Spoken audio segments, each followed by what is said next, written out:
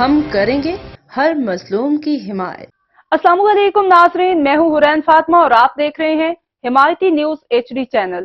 نظر ڈالتے ہیں آج کی اہم خبر پر۔ اوتھل کوسٹ گارڈز کی اسمگلنگ کے خلاف کارروائی، ہزاروں لیٹر ایرانی ڈیزل برآمد۔ پاکستان کوسٹ گارڈز نے اوتھل ناکہ کھاری پر کارروائی کرتے ہوئے 10,370 لیٹر ایرانی ڈیزل برآمد کر لیا۔ حکام کے مطابق ایرانی ڈیزل مسافر کوچ کے ذریعے اسمگل کیا جا رہا تھا۔ کوچ کے مالک اور ڈرائیور کے خلاف قانونی کارروائی کی جا رہی ہے۔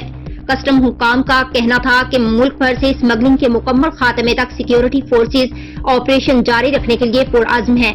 واضح رہے کہ گزشتہ روز اوتھل کے قریب قومی شاہراہ پر مسافر بس میں آگ بھڑکنے سے 3 مسافر جھلس کر جاں بحق اور 12 زخمی ہو گئے تھے۔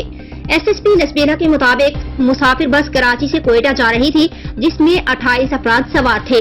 تیز رفتار بس اوتھل کے قریب موٹر سائیکل سے ٹکرائی، جس کے بعد بس میں آگ بھڑک اٹھی، جس نے دیکھتے ہی دیکھتے پوری بس کو اپنی لپیٹ میں لے لیا۔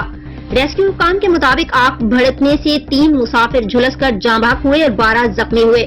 واقعے کی اطلاع ملتے ہی ریسکیو ٹیمیں موقع پر پہنچ گئیں اور بس میں لگی آگ پر قابو پا کر جاں بحق اور زخمیوں کو ڈسٹرکٹ ہیڈ کوارٹر اسپتال اوتھل منتقل کیا، جبکہ شدید زخمیوں کو کراچی منتقل کیا گیا۔